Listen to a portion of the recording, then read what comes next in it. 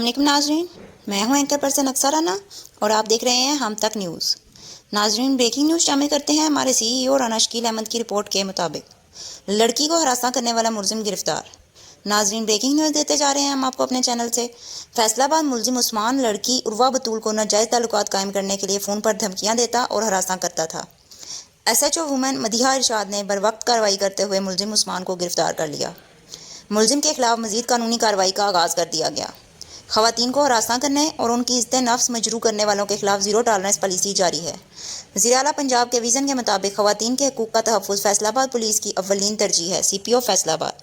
سب کی خبر سب سے پہلے ہم تک۔ مزید خبروں اور اپڈیٹس کے لیے ہمارے چینل کو لائک کریں، سبسکرائب کریں۔